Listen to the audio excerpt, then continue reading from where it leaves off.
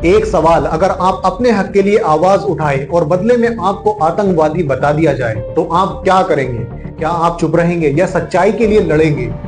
आज हम बात करेंगे उमर खालिद और शर्जील इमाम की, दो युवा स्टूडेंट जो 5 साल से जेल में हैं सिर्फ इसलिए क्योंकि उन्होंने एक कानून के खिलाफ सवाल उठाए।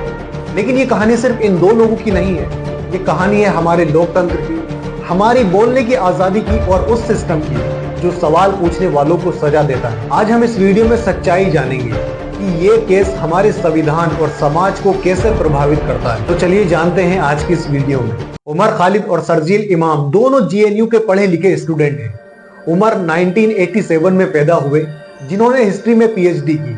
उनके पिता एक कम्युनिस्ट नेता थे और उमर ने बचपन से ही सामाजिक बराबरी का सपना देखा। लेकिन वहीं शर्जील बिहार के छोटे से गांव से 1988 में पैदा हुए। वो मैथ में पीएचडी कर रहे थे। दोनों स्टूडेंट लीडर जो कैंपस में डिबेट्स करते, गलत नीतियों पर सवाल उठाते।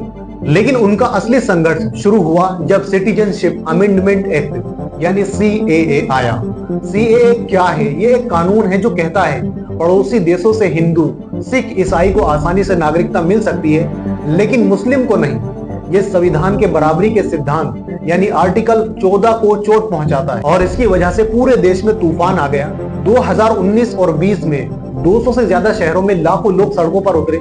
दिल्ली से असम, मुंबई से चेन्नई शांतिपूर्ण प्रोटेस्ट हुए, जहां महिलाएं, स्टूडेंट्स, बूढ़े, जवान सब शामिल थे। लेकिन इसका इम्पैक्ट भयानक था, जिसमें 83 लोग मारे गए। असम, यूपी, कर्नाटका में दंगे हुए, सोसाइटी में डर फैला, मुस्लिम कम्युनिटी को टारगेट फील हुआ, हिंदू मुस्लिम एकता टूटने लगी। पॉलिटिक्स में बीजेपी की सत्ता मजबूत हुई। लेकिन प्रोटेस्ट ने दिखाया कि युवा जाग चुके हैं और जिसकी वजह से देश की इकोनॉमी पर बहुत बुरा इम्पैक्ट पड़ा। इस प्रोटेस्ट से ट्रेनें रुकी, व्यापार ठप हुए, अरबों का नुकसान हुआ।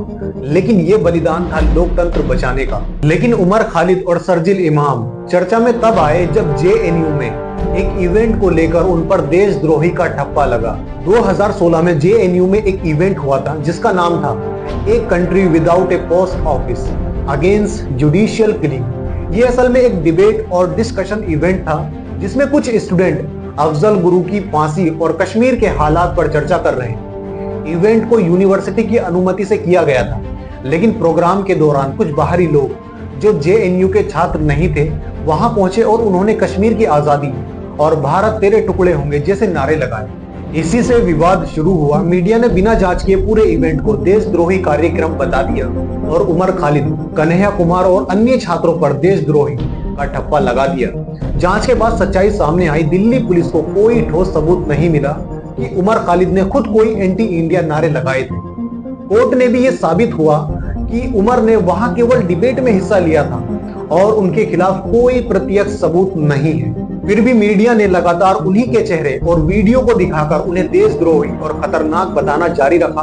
टीवी डिबेट्स और हेडलाइंस ने इस इवेंट को इतना बड़ा मुद्दा बना दिया कि लोगों के दिमाग में उमर खालिद की पहचान ही देश विरोधी के रूप में बैठ गई। असल में वो इवेंट ना हिंसक था, ना भड़काऊ, बल्कि एक शांतिपूर्ण चर्चा यानी पीसफुल डिबेट थी, जहां स्टूडेंट फ्री स्पीच और संविधान की सीमाओं पर बात कर रहे थे। लेकिन बिना सबूत और मीडिया ट्रायल की वजह से उस दिन का इवेंट भारत के सबसे बड़े देशद्रोह विवाद में बदल गया और उमर खालिद की छवि को हमेशा के लिए खतरनाक बना दिया गया। लेकिन वहीं शर्जील इमाम जो 1988 में बिहार में पैदा हुए, वो मैथ से पीएचडी कर रहे थे। वो जेएनयू में डिबेट सोसाइटी के एक्टिव मेंबर थे।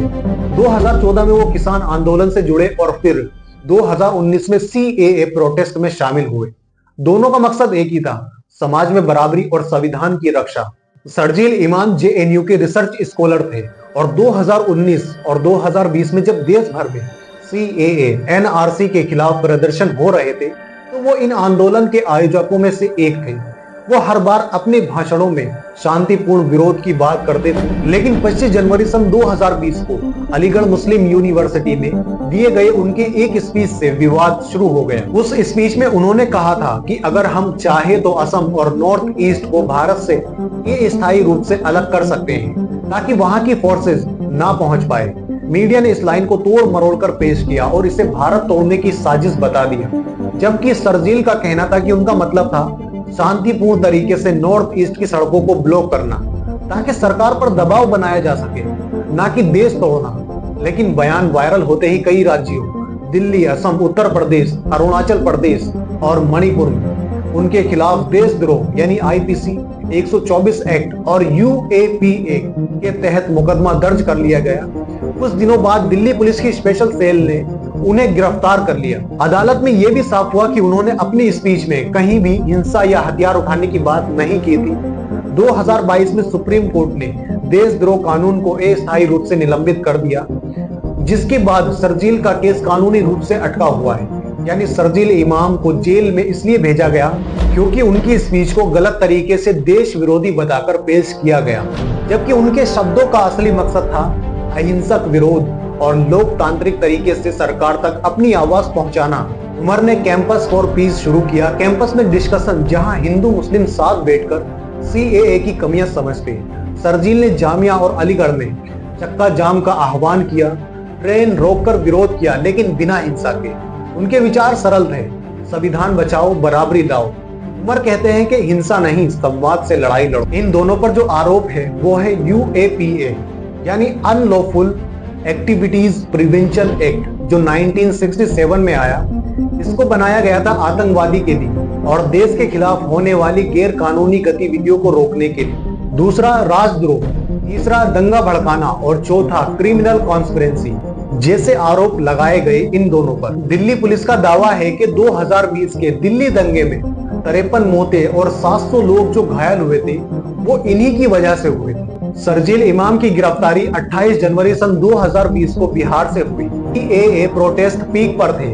उमर को 13 सितंबर 2020 को दंगों के 7 महीने बाद पकड़ा गया और उसकी वजह थी क्योंकि पुलिस को बड़ी साजिश का नैरेटिव चाहिए था। दिसंबर 2019 में जब सीएए एनआरसी का विरोध शुरू हुआ तो शर्जील इमाम ने कई जगह स्पीच दी, अलीगढ़, जामिया और शाहीन बाग।